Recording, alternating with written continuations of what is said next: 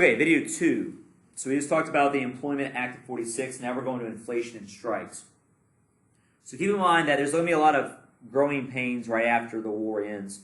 There's going to be a spike in unemployment. It won't last that long. It'll last about 2 years, 45 to like early 47, because you have to transition people from the military back to civilian life, as well as, there's a layoff a lot of folks after the war. Industries change. There's a lot of moving parts here, so it creates a little bit of a high unemployment, but then you also have issues with inflation and strikes as well too.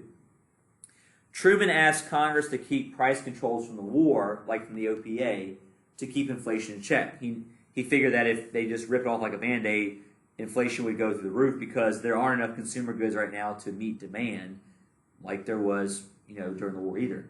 So Truman asked Congress to keep price controls from the OPA in check, so that way inflation wouldn't get out of control. Instead, conservatives in Congress, the Southern Democrats and Republicans, decided to just basically end the OPA and end the controls. So they're like, no, time to go back to capitalism, no more command economy, we just need to end this right away. So conservatives, both Southern Democrats and Republicans, were like, nope, price controls go away, OPA goes away. And so inflation almost immediately jumps to the roof. So inflation rises about 25%. As a result. So inflation jumps to the roof and gets extremely high because of this. So in that first year and a half of peace, there's a lot of high inflation, which is what Truman had predicted. So as a result, Congress is like, all right, well, we shouldn't have done that. So eventually they go back to having the controls, and instead of ripping it off in the future, they go back to having the controls, and then over the next few years, they'll slowly remove the controls and adjust the prices. And that way the economy has time to adjust and not just, oh, we're done. And just hopefully everything works out. The other issue is strikes. So during the war, a lot of workers got used to being paid a higher wage, but they also got frustrated by the war because they weren't paid when they produced more. So a lot of those unions have been, waiting and biding their time. Like, all right, now's the time to strike because we kind of got, messed up throughout the war because we weren't paid as we produce more, and we were limited from striking. So when the war ends, a lot of unions and workers are like, all right, now we can fight for better gains now because, we can have our wages catch up to prices and everything else. So no more price controls leads to strikes. The factory owners don't have to give them their wages if they don't want to. It goes back to private control. So in 45, 46, you're going to see a lot of workers go on strike. In 1946 alone, you're going to see 4.5 million workers go on strike. So just in 1946 alone, just in that 1 year, you see 4.5 million workers go on strike. This is just, all this is very similar to what happened after World War I. So World War I is basically the exact same situation where a lot of striking, a lot of wage demand increases, unions and workers are protesting because they've been limited during the war itself. So same thing happens here. Railroad and mine strikes threaten national safety. So there were some railroad and mine strikes also happening that threatened national security, national safety. And these strikes aren't all happening at one time, but obviously it's kind of feeding each other. They all want to protest because they're like, all right, we want more gains and more gains. Truman got tough on the strikes and decided to seize the mines and use soldiers to keep them operating. So whenever they got out of control, with the mines especially needing coal, Truman got tough and seized the mines and used the military to keep things like the mines operating so they wouldn't get out of control. So anyway, this is all happening within Truman's first 2 years of office. And so it makes him over time look kind of like a weak president or not able to control the situation. Plus in 46 you have an election, the midterm election for Congress. So you have strikes, you have high unemployment, you have a little minor recession going on, you have a bunch of inflation problems.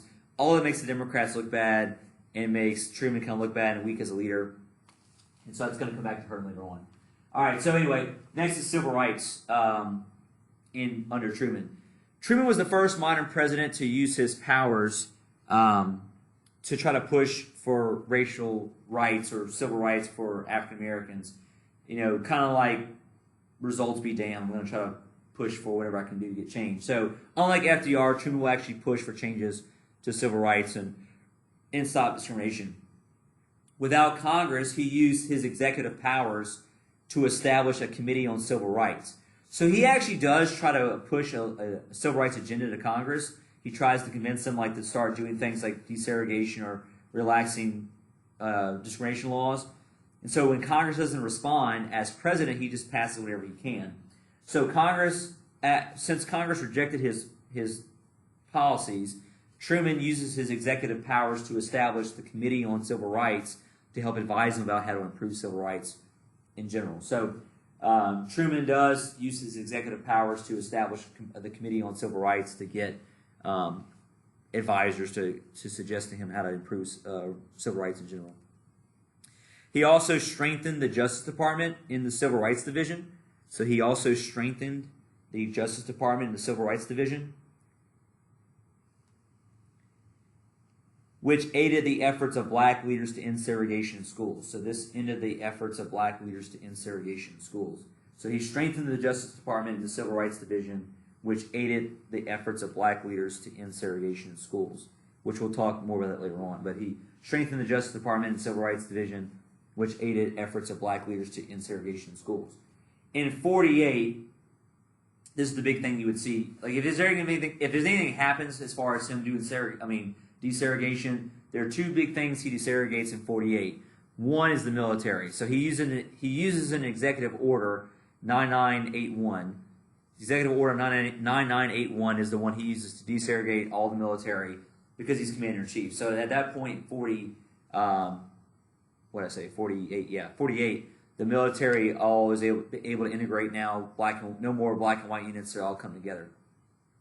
And also because he's head of the federal government, in 48, he also desegregates the federal government jobs too. So all federal governments throughout the entire country are also desegregated at the same time in 1948. Truman still urged Congress to create a Fair Employment Practices Commission that would prevent discrimination with employment, because you don't have the war anymore to control these industries. So he wants Congress to make fair employment practices like an act or commission, and they won't do it. Southern Democrats and conservatives block a lot of this. And so you don't really see big gains until the 50s, but this is an important step forward, that Truman was actually willing enough to go out there and try to actually change civil rights as much as he could. So he does desegregate the military and eventually the federal government as well too for workers, so a lot of that gets better. Okay, so all these changes lead to Republicans taking control of Congress in the midterm elections.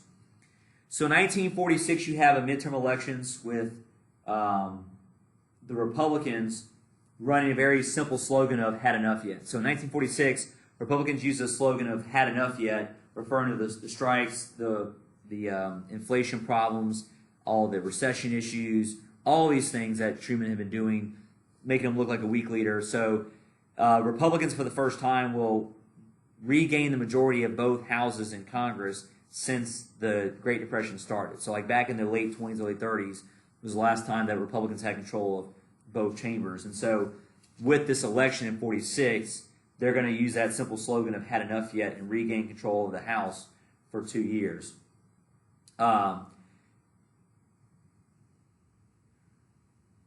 Sorry. I'm blanking on I'm sorry, it's late. I'm trying to think of the name of the Congress. It's the, hang on. Let me stop the video real quick and I'll come back, and I just can't think this late at night, and I'll get it back to you in a second.